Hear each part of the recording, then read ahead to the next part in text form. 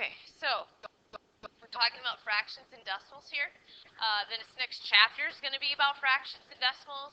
Today is just getting us used to writing fractions and decimals, and then it goes kind of from there. I believe adding and subtracting and things like that. So really nothing new to you. There's going to be one thing that's super new to you, and that's tomorrow, but that's okay because we'll take it a lot of time. But otherwise, for the most part, everything is review again, so it's kind of nice.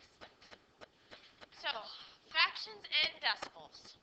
Let's talk about it. If I were to ask you to compare fractions and decimals, like which one's greater? If I said like 7/12 and 0.73, how can you tell which one is greater? What could you do, Nevaeh? Yeah. Yep, we're going to either turn both to decimals or both to fractions and then compare them. And we're going to talk about how to do that today so you have an understanding of how to do that. So, first thing, in your notebook, make sure you get this written down. To convert a decimal to a fraction, this is important. To convert a decimal to a fraction, because I still have people ask me, how do I make a decimal a fraction again, or a fraction decimal, whatever. So make sure you know, to convert a decimal to a fraction.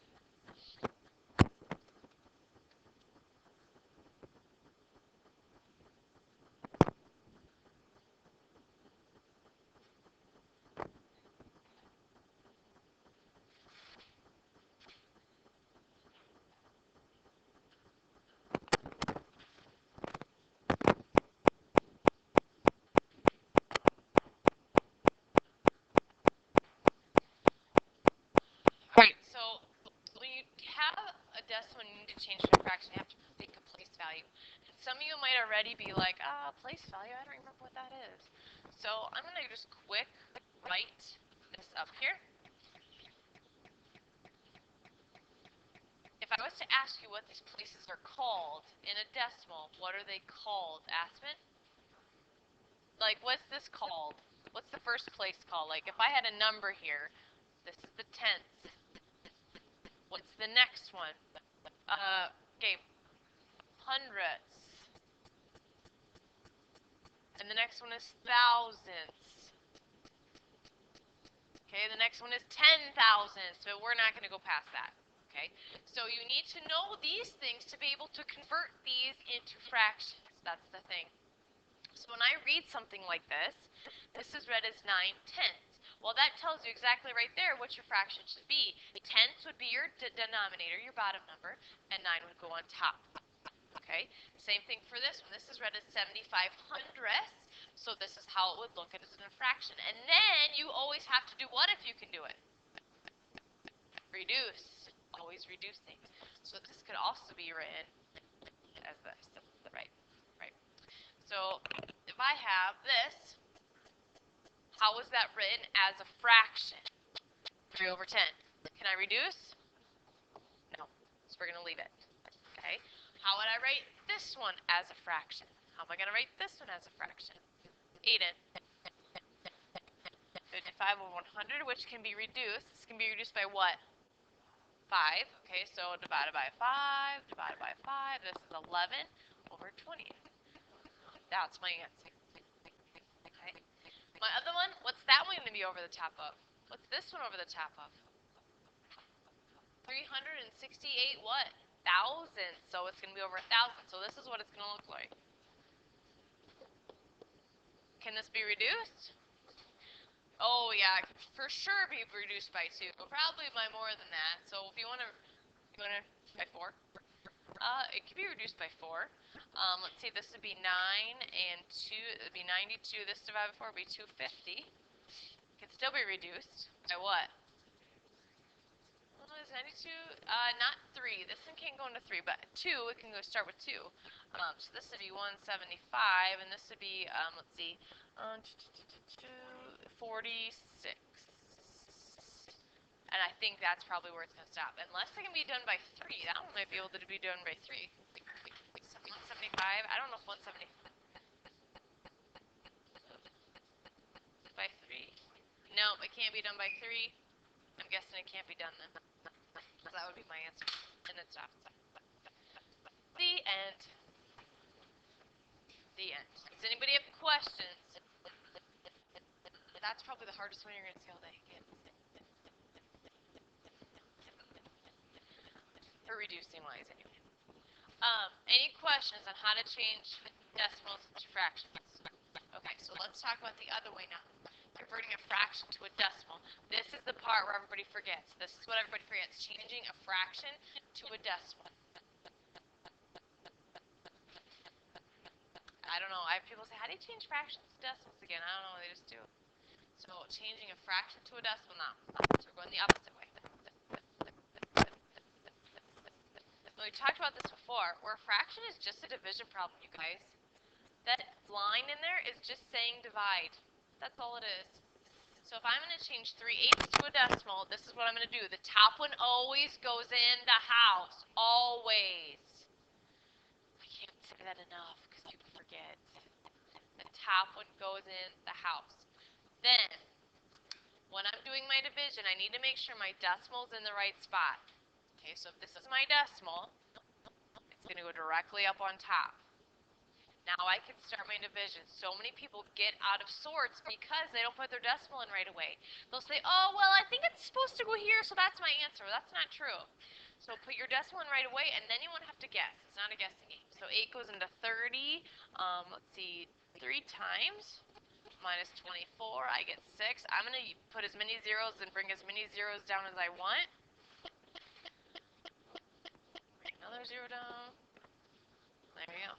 That's your answer. That's what 3/8 is in a decimal. Okay? Pretty simple, really. You can remember the top goes in the house.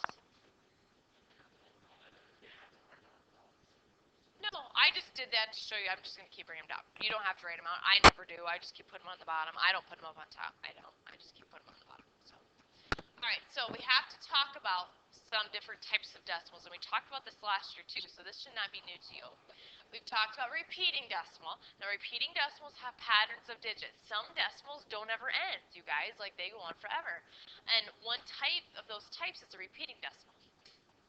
So let's say you do all your division, and you're starting to get a pattern. Like it's like copying and pasting. It's the same thing over and over and over and over and over again. And let's say this is your answer. Well, you don't have to write the whole thing out. Remember, there's a way you could do that. It's called bar notation. So make sure you know how to use bar notation, because I've seen some people not use it correctly lately. Bar notation. It's a line that's placed over the repeating parts only. Only the repeating parts, nothing else. Because if you put it over other things, then it's going to assume that that number is going to keep repeating over and over again.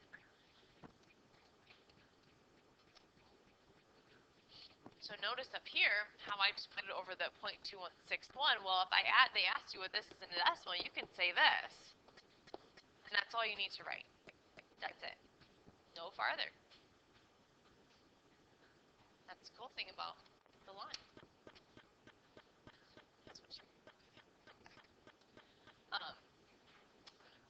Let's say that you have a number that's repeating like this. 0.321. 2, 1, 2, 1, 2, 1. What are the only numbers you're going to use on the line for, the bar? Not 3. Because what if I say this? This is what it's telling me it repeats then. Is that the same number? So what do I only have to put it over the top of? 2 and the 1. So then it's supposed to not. So then you just put over these two, and this is what it's telling you repeats. Just that. So then it would be like, oh, 2, 1, 2, 1, 2, 1. So only the numbers that's repeat, that's all you're putting it over. Nothing else. Because it can make it a total different number. If somebody says, oh, if that's the answer, well, then this is what it should be. It's going to be the only numbers, but it repeats. Now, what if I have something that looks like this? What am I going to put it over? Just the 2. So it looks like this. 9, 6, 2. That line's over the top. Okay. Another thing you can see, let's say I have this. Just over the 7. Even though this is going to be the same thing, bar notation is to make everything as simple as possible. So that's why this would be the answer here. Bar notation makes everything as simple as possible. Yes, this is also an answer and works for this, but this is what I'd be looking for. Okay, so bar notation makes everything as simple as possible. You guys have any questions on this? On bar notation? know there's 2 or 3 or 4 on your homework that has this today. It'll like give you a number and it'll say write this in bar notation. That's it. Okay. Anybody? All right. Terminating decimal. This is another type of decimal out. There's 3 types of decimals. Repeating is one, and terminating is another type. The terminating decimal is one that ends, and we've already done that. This one ends. It doesn't go any farther. It doesn't repeat. It doesn't give a weird, most of the time. Yep. So most of the time, you're going to have your terminating, and then you might have repeating, and then you're going to have ones that are called rational, or irrational. I'm sorry. Irrational. And irrational ones are ones that are like pi. 3.14159 that go on literally forever.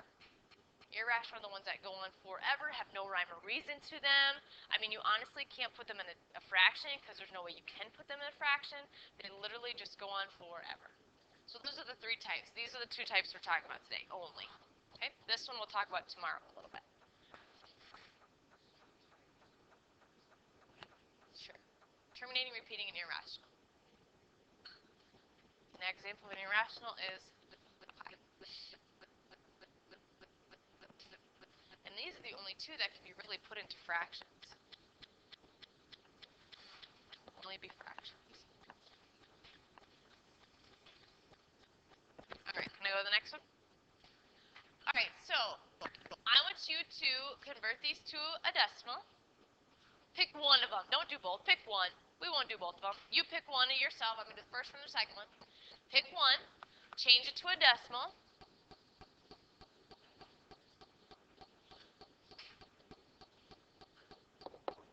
Figure out what they do. Will they terminate or repeat? Pick one. I don't care which one you choose.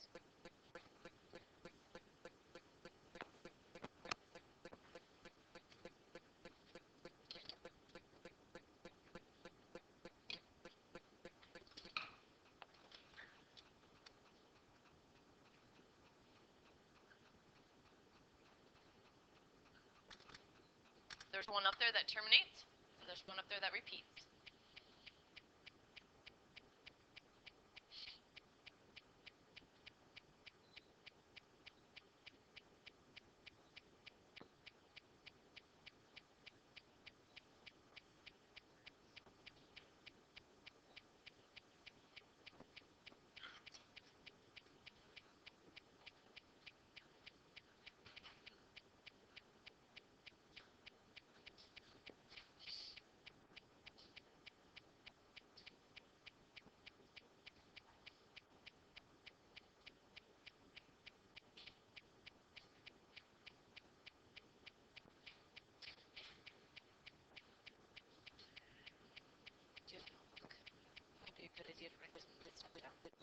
Just a suggestion. Alright. Which one up here terminates? Which one up here terminates? You know, Haley? Which one? No. That one's the repeating decimal. That one's the repeating decimal. Because if I start to do it here, what is it? 5 divided by 33? Okay, so it goes in once. Minus 33. I get 4. I get 17, right? Okay, bring down my 0. I think it's a 5. Let's see. 165. And then all of a sudden I get a 5 again. And I'm going to get this, right? And then I'm going to say, oh, okay, minus, and I get 33, and I get 170 again. See what I mean by copying and pasting? Like the same thing is happening here, and here, and here. Do you see that? So then my next number should be up here. So how would I write this as a repeating decimal? Like, how am I going to write this in my bar notation? Chance. Just the 1 and the 5. That's it. That's it. If you put it over the 1, the 5, and the 1, this is what they think the answer is. See the difference between the 2? Okay, so you have to make sure. You might need to take it out another space just to make sure you know what your bar goes over the top. Did anybody try this one? This is the one that actually terminates. And this one goes all the way to the 10,000th place. Okay, so some of you maybe started and were like, oh, I'm scared, this isn't stopping. Like, it eventually did stop. Okay, so you're going to have two types that you're going to see today that you're going to have to work with.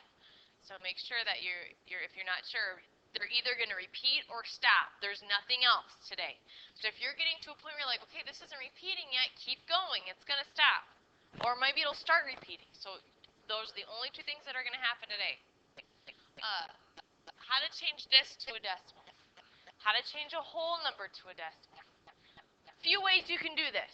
I'll give you two ways. What's one way, Larissa? Okay, so you make it into an improper fraction. 8, so 10 over 8. And then you can divide. 10 divided by 8, you get 1. It goes in 2, 2 8, so 1 and 1. What is it, fourth? That's one way. What's another way you can make this into a decimal? I can even show you an easier way. Yep. Sure. Let's take the 1 off. Let's just make this a decimal. 2 divided by 8. Guess what I'm going to get? Let's see. 0.25. Then I put my 1 in the front. Then I put my 1 in the front. Same thing. Or 1 and a fourth. Same thing, isn't it? And then I'd have to make this into a decimal. Yeah, I guess it would keep going. Sorry. Okay, so you can do either way. It's totally up to what you want to do. If you'd rather do Larissa's way, I think that's probably how they teach you in the beginning, is to make it an improper fraction, then divide. Do that way. Fine. That's foolproof. This way, you just forget about this one, change this one to your decimal, and then add the 1 in at the end. I don't care what you decide to do. You choose. You choose. Last thing I need to talk about today is comparing fractions and decimals. How can I compare something like this? What do I have to have? What do I have to have, Gabe? Same denominator. Have to have the same denominators. Everybody remember how to make a denominator. That's the same. You can make them into decimals if you want. If you'd rather do that, you can do that. Yeah. Sure. Well, something like that. Or you'd say to yourself, okay, please come and multiply. So 4 and 3, what's the number that 4 and 3 both go into? 12. Okay, so let's use 12. 4 times 3 gives me 12, so 1, so I do it like this. So 1 times 3 is 3. This would be times 4, so I have to do this times 4. So I get this. But what is greater here? I have two negatives. Yes, you're going to have negatives today, so you better be paying attention. So my greatest one is actually that one. Don't forget, if I would change it to decimals, this is how it's going to look. Maybe you'd rather do that. 0.6, it's 0.6 repeating. Which one's greater? Still this one, because it's closer to 0. They're both negative, so please be careful with the negatives. Oh, I know that's going to give everybody trouble, so please be careful with the negatives. Okay? This one right here. How many of you say they were equal? How many of you would say this was equal? This one's 0.333, and it goes on and on and on. So which one's greater here? That way. So please be careful. Just because your decimals have more numbers on the end doesn't always mean that they're greater, though. No. This one's this. This is what this one looks like. This is what this one looks like. So not equal. Not equal. Yeah.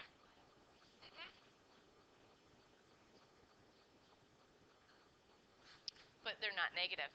If they were negative, then yes. Sure, now it would be that way. But only if they're negative, that's when you figure out which is closest to 0. If it's regular numbers, you know which one's greater. So negatives are the only ones that are the opposite way. Okay. Good question. I'm going to give you one, and I want you to try by yourself. Try it by yourself. Oops. Let's see. Do this one. I want you to figure out if they're greater than or equal to or less than. Okay? So figure this one out. 0.7, 17 over 20. Is it greater than, less than, or equal to? You figure that one out yourself. Oh, I'm getting old.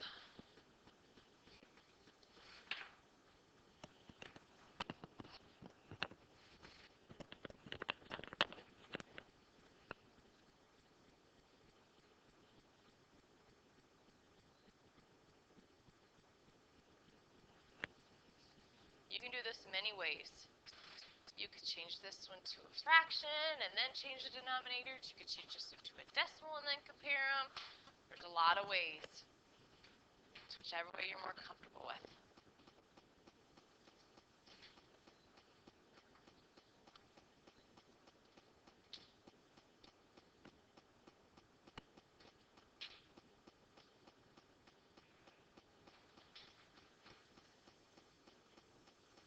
You figure out whichever way you're more comfortable with.